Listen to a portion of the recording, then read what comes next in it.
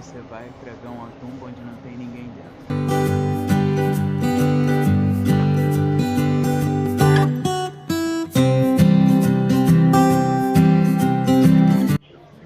Olha, vocês são muito bem-vindos aqui no Jardim da Pluma.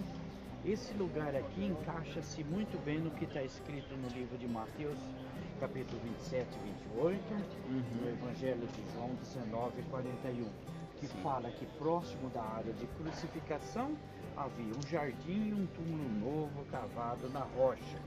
E para nós o importante é que ele ressuscitou. O túmulo está vazio.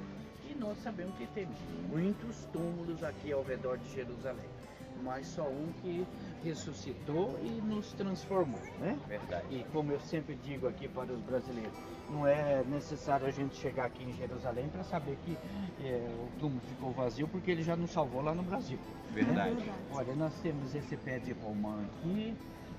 Bem, essa montanha enorme aqui, na época do rei Salomão, é a mesma montanha que vai dar do outro lado, onde está aquelas casas lá, e aquele muro. Lá em cima dessa mesma montanha, na época do rei Salomão, eles destruíram toda essa montanha aqui para a construção de Jerusalém, dos muros, das casas, do templo e das ruas. Hoje nós vamos lá dentro da cidade antiga tirar foto das ruínas, das pedras que foram cortadas dessa área aqui e levado para lá. E ficou um corredor aberto no meio da montanha. Entre essa montanha onde está o muro lá, igual você está vendo aqui, onde estão os ônibus, e os romanos usaram essa área para crucificação. Bom, eu gosto dos artistas, dos pintores, que quando eles pintam os quadros da montanha aqui, antes de ser destruída, sempre eles pintam a montanha com o formato de um crânio. Por isso que a Bíblia diz que Jesus é crucificado num lugar chamado Caveira, Calvário, Gólgota, que abrange essa área toda. Então faz sentido. Bem, vocês estão vendo aquele letreiro verde ali? Sim. Lá atrás não tem aquelas árvores bonitas, né? Nessa mesma direção daquela antena ali, aonde que está aquelas árvores, já é a Via Dolorosa na Fortaleza de Antônia, onde que Jesus recebe a sentença de crucificação por Pilatos. Logo atrás daquelas árvores, já tem o Monte Moriá, que a Bíblia fala lá da esplanada do templo, lá no livro de Gênesis capítulo 22, que o Deus Eterno pede para Abraão trazer seu único filho Isaac para ser sacrificado lá no Monte Moriá. E quando Deus viu que Abraão sacrificou seu filho do coração, ele providenciou a ovelhinha, o cordeirinho para o sacrifício, né? Um sacrifício genuíno há muito tempo atrás lá no Monte Moriá, e algo tremendo aconteceu mais tarde aqui. E segundo os estudiosos, os rabinos e os judeus, eles creem que Isaac não era mais um adolescente, já tinha mais de 30 anos. Nós, crianças cristãos, sempre achamos 14, 15, 16 anos, mas para os judeus, desde o início da existência deles, eles creem que Isaac já tinha 30 anos. Foi uma decisão tomada, né? Bem, e as crucificações eram feitas fora da cidade. Os romanos chegaram a crucificar mais de 1000 judeus num dia só, em grandes revoltas ao redor de Jerusalém. Se tinha um batalhão de 6, 7 mil soldados, ou tinha até mais do que isso, era 4, 5, 6 soldados tomar conta de uma pessoa só durante o dia todo, sabe? Então sobrava gente para crucificar muita gente, certo? E essa área aqui era propícia. E as crucificações eram feitas nos lugares públicos, que as pessoas poderiam passar e ver e saber o que estava acontecendo. Porque na época de Jesus já tinha estrada que descia aqui onde está essa torre de mesquita, que ia para Jericó, para Belém, para Hebrom, para Jope e para Damasco. Então, em outras palavras, adiante de nós aqui na época dos romanos, seria como se fosse uma rodovia onde todo mundo passava para descer dentro da cidade antiga de Jerusalém. Vamos subir mais um pouquinho aqui.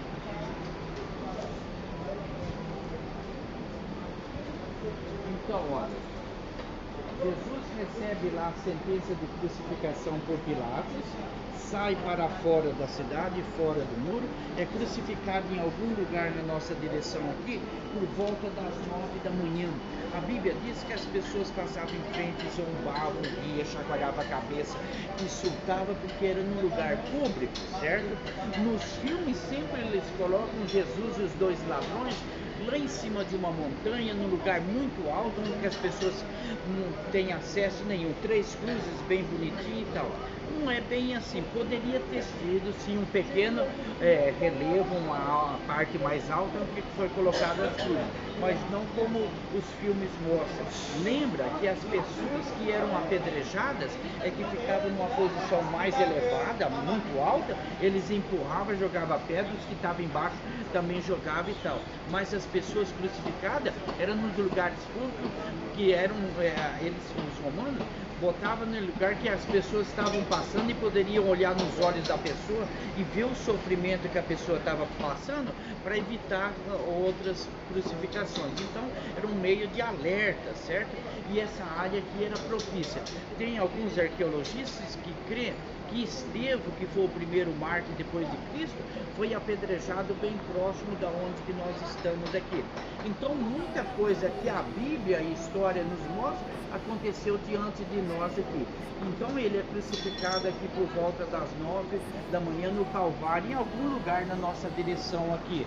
E a Bíblia diz também que até mesmo os religiosos ali no templo passam em frente a Jesus aqui no Calvário, ainda tem diálogo com Jesus. Lembra que eles falam para Jesus: olha, você salvou tantas pessoas, curou tantas pessoas, você disse que ia destruir o templo e construir novamente em 3 dias. Desça da cruz que nós vamos crer em você.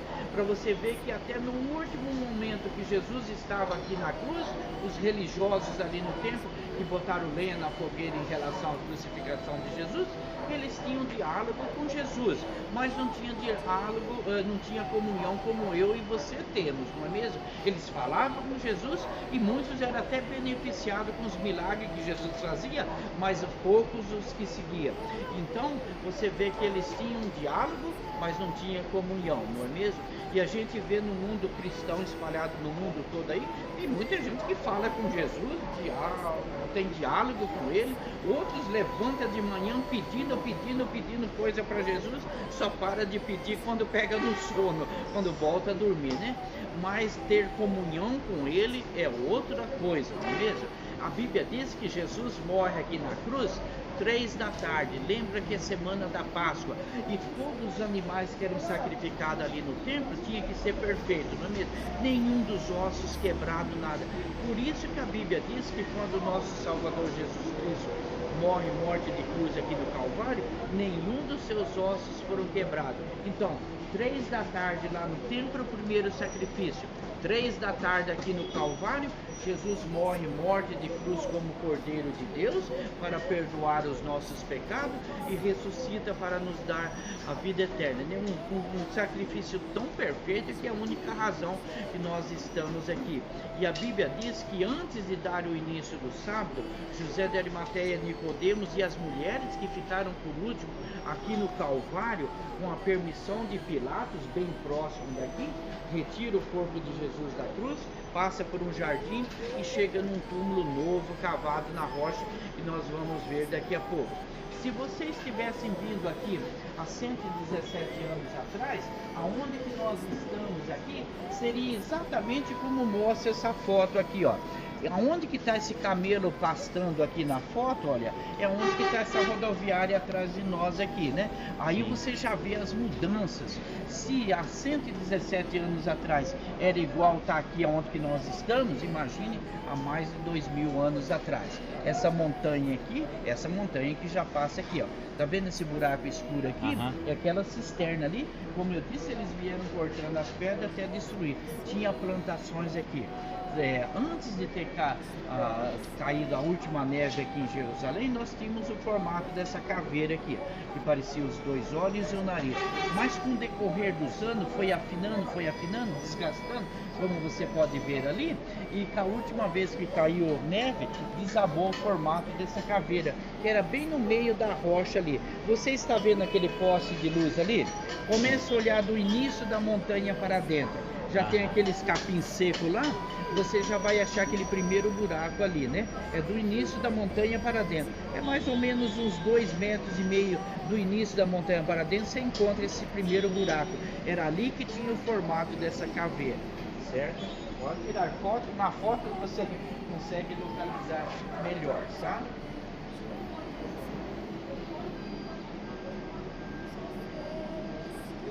Olha, essa foto aqui,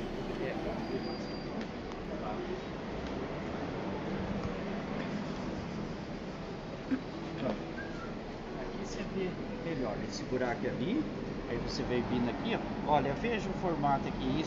Aqui seria como se fosse o formato do olho aqui, ó. Os dois olhos. Sim. Essa parte aqui que desabou, que parecia com o nariz, que é justamente no meio da rocha ali, ó. Se você olhar esse último ônibus aqui e for levantando o seu olho, você vai dar justamente lá dessa área aqui. Olha, é bem antiga, não tinha nada construído ali em cima, nada. E onde que nós estamos é nessa área aqui embaixo. Para você ter uma noção da área onde que nós estamos aqui. Então nós estamos no nível desses ônibus aqui embaixo. Tudo isso aqui foi mudado. Lembra que eu falei essa montanha é a mesma?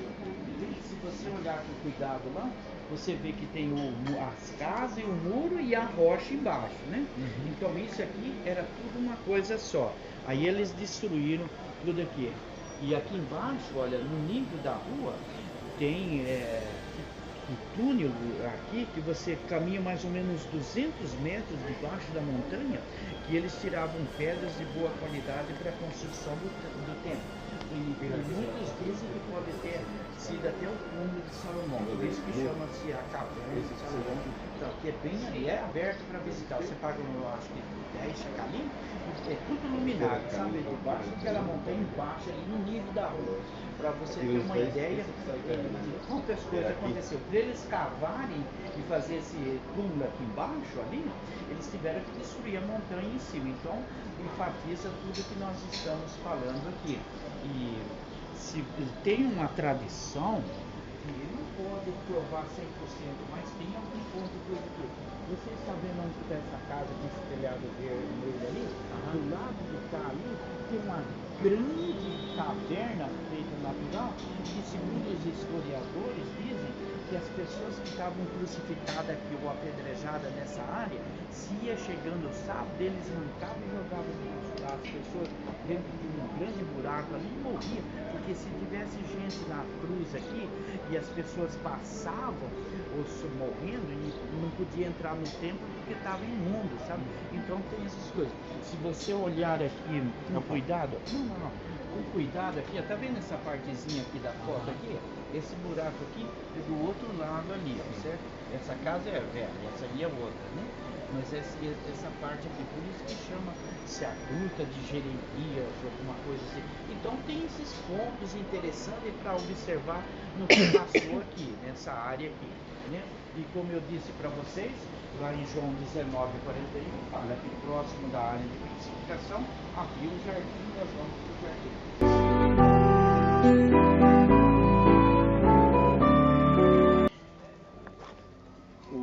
Justamente onde que nós tem esses bancos todos aqui e onde está esse coberto de telha, nós estamos em cima dessa grande cisterna cavada na rocha que está aqui embaixo, que tem capacidade para mais de 1 milhão de litros de água. E ela é muito grande, ela é feita na rocha para segurar a água da chuva. Lembra que nós estamos aqui na montanha, no alto, não tem mina de água, não tem riacho, não tem nada. Tem que coletar a água da chuva nessas grandes cisternas para usar durante o ano todo. E lá no fundo dessa cisterna tem uma cruz cortada na rocha, que muitos creem que foi deixado pela igreja primitiva, a igreja bizantina, que foi uma igreja cristã, sofredora, perseguida, que surge depois de Cristo e chega até nós. Outros dizem que foi feito no tempo dos cruzados, que é mais recente. Mas para o jardim do túmulo, o sinal dessa grande cruz lá no fundo da cisterna cortada na rocha, mostra que cristãos usaram essa área aqui no passado. Esse é o ponto positivo. Do outro lado ali, onde tem aquela árvore parecendo como uma cruz, nós vamos passar lá e vocês vão ver um grande lagar, que é grande mesmo, olha. E é o lugar, joga-se a uva aqui, vai pisando e vai cair nessa parte mais profunda. Vocês vão ver lá. E foi feito no período romano. E pelo tamanho do lagar, mostra que havia uma grande plantação de uva aqui, um vinhedo, além de figueiras, oliveiras, amendoeiras e outras plantas frutíferas também. Mas por que nós estamos falando dessa grande cisterna aqui, daquele lagar, em relação àquele túmulo ali? Porque nós estamos falando da pessoa de José de Arimateia, que era um homem importante, seguidor de Jesus às escondidas, influente aqui no tempo, governador de uma parte da Judéia, membro do Sinédrio, e a Bíblia diz que ele tinha o seu túmulo de família próximo de um jardim. Quando a Bíblia fala jardim, nunca é jardim de flores. A palavra jardim na Bíblia não quer dizer rosa, é um lugar agrícola, lugar de plantação de coisas de comer. Vocês não foram lá no Getsemane? Ou Ainda vão não. ainda? Quando você for lá no Getsemane, você vai ver oliveiras enormes e tal. E a Bíblia chama Jardim das Oliveiras. E tiramos tudo da oliveira, né? Para comer e tal. Hoje tem até capa de Bíblia da madeira da oliveira, né? E Adão e Eva lá no Jardim do Éden, lembra? Adão e Eva não passeavam o dia inteiro lá no Jardim do Éden catando flores. Eles andavam pegando fruta. Pegaram da fruta errada, que tudo complicou. Não é mesmo? E essa é a realidade. E quando vocês entrarem dentro ali no túmulo, esse aqui, olha, é o diagrama lá do túmulo. Vocês vão entrar lá, só para vocês entenderem. Olha, aqui era a área que vocês vão ficar, que era a área de preparação para chorar e lamentar dentro do túmulo. E essa outra parte aqui era a área de colocar os corpos das pessoas, olha. 1, 2, 3. Então tem 3 espaços aqui. Como é chamado um túmulo familiar. Lembra que era da família de José de Arimateia e ele era uma pessoa importante. E a Bíblia diz que depois da ressurreição, as mulheres vêm para preparar o corpo de Jesus, elas vão entrando pela boca do túmulo, a porta do túmulo, e elas têm a visão da parte direita de um jovem de branco. Então seria essa área aqui. A Bíblia diz que quando Pedro e João ficam sabendo que o corpo de Jesus não está dentro do túmulo, eles vêm correndo, reclinam na boca do túmulo e olham para dentro. A visão que eles têm é dessa área onde estavam os panos enrolados do corpo de Jesus. A Bíblia diz que depois da ressurreição, Maria fica chorando em frente ao túmulo, ela volta a entrar dentro do túmulo e vê um anjo na cabeceira e outros pés dentro do túmulo, na parte direita. Quando você entrar lá dentro do túmulo, você vai ver essa parte aqui, não é um muro lá dentro não, é feito na própria rocha mesmo, sabe? E era o lugar que eles diziam que encostava como se fosse um travesseiro dentro do túmulo, sabe? Tá feito na própria rocha lá, não é blocos não, sabe? Então tem esses pontos para ser levado em consideração. Como não tem outros túmulos ao redor aqui, tudo indica que é de uma propriedade particular privada. Por isso que encaixa sobre a pessoa de José de Arimateia, quem ele era e o que ele possuía. Se tivesse outros túmulos aqui, já era considerado um lugar público, um cemitério comum para todos, né? Então, quando você entrar lá dentro do túmulo, você vai ver na parede essa cruz bizantina. Era feita na rocha, estava desaparecendo, e eles colocaram a plástica em cima e pintaram em cima para não desfarelar e tal. Porque quando você corta a rocha e tal, sol, chuva e vento vai desgastando, né? E está escrito Jesus Cristo, Alfa e Ômega, princípio e fim, como diz no livro de Apocalipse. E segundo os arqueologistas, foi deixado por uma igreja cristã bizantina que se reunia em frente a esse túmulo aqui. Todo lugar que eles se reuniam, eles deixavam esse exemplo dessa cruz bizantina e o sinal da âncora cortada na rocha ali também. Então ficou fácil pelos arqueologistas que essa igreja se reunia aqui, porque tem até os pilares ali e os buracos nas rochas, na parede lá, que servia de cobertura do telhado dessa igreja e tal. Aí fica uma indagação entre os arqueologistas. Por que essa igreja cristã, sofredora, perseguida, a igreja bizantina, se reunia em frente a esse túmulo judeu, sendo que já tinha a tradição do outro lugar? Certamente essa igreja que se reunia aqui conhecia muito melhor do que vocês e eu do que se passava aqui para estar se reunindo aqui. Olha, aqui é outra foto diferente que vocês não vão ver mais ali, porque já foram mudados e tal. Essa é a boca do túmulo, sabe? A boca do túmulo era bem mais baixa do que aparenta aqui hoje, que foi danificada por um grande terremoto. Essa parte nova que vocês vão ver lá, todos os blocos cortadinhos e tal, segundo os arqueologistas, foi quebrado por um grande terremoto.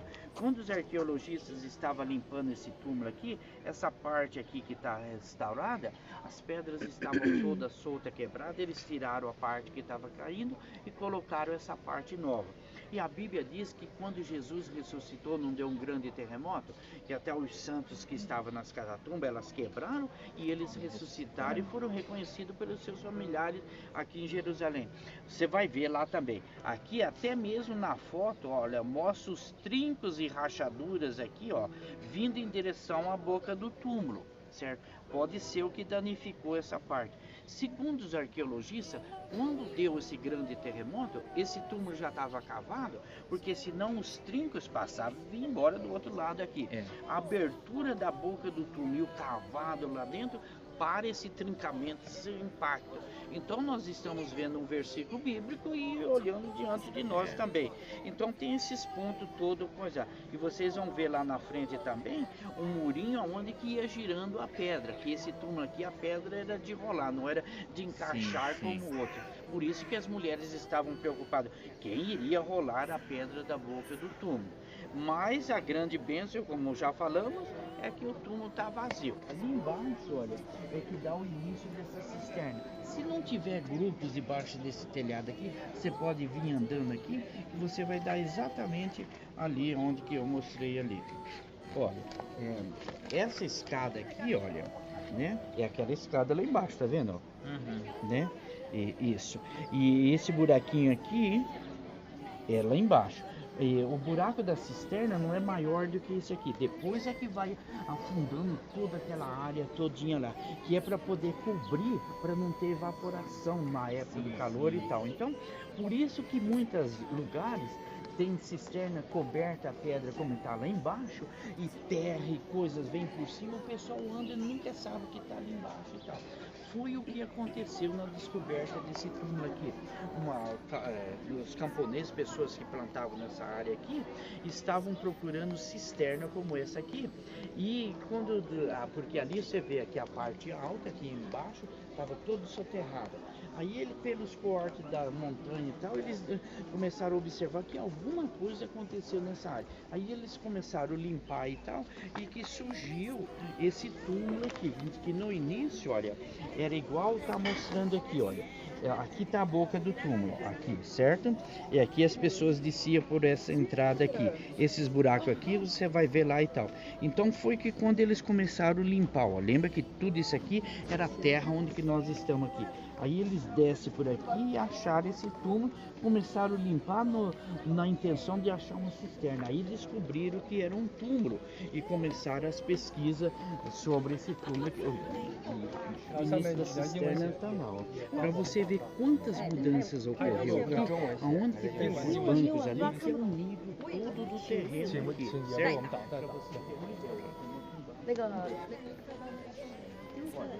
É o lagar que eu falei para vocês, ó.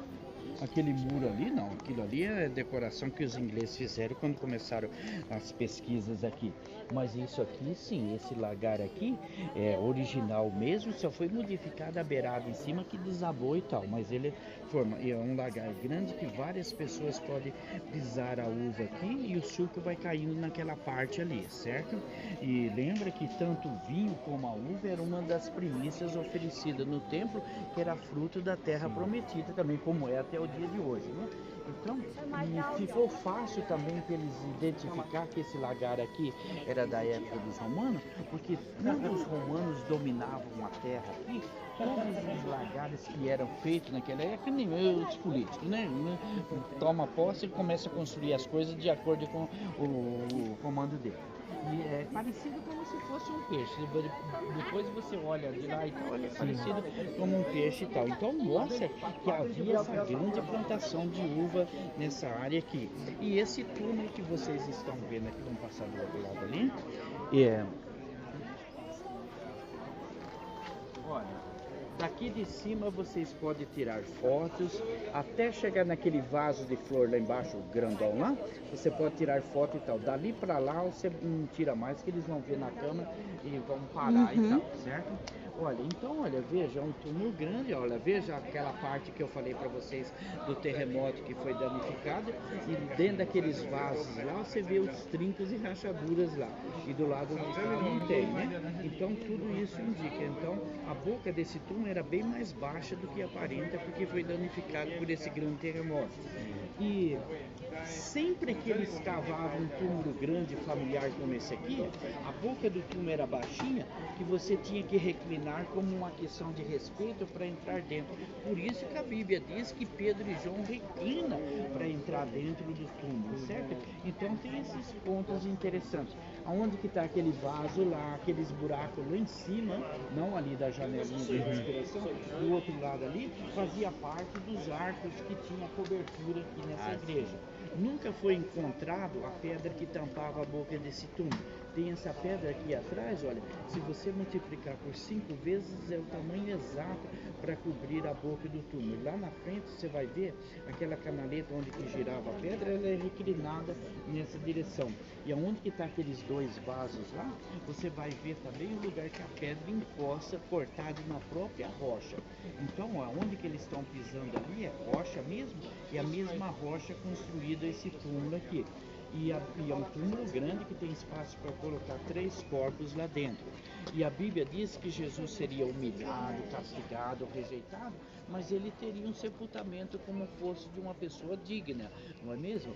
E foi José de Arimateia que dá o seu túmulo de família para Jesus, e ele já devolve no 3º dia, só usou o túmulo para o final de semana, por isso que nós estamos aqui no início da semana. Então vocês podem ir, se quiser sentar ali e fazer uma meditação e tal, fique à vontade, tá bom? Chegou certo homem carregando uma cruz. Multidões queriam ver o homem condenado a morrer. Ele estava tão ferido e sangrava sem parar. Coroado com espinhos ele foi, e em dor podia ver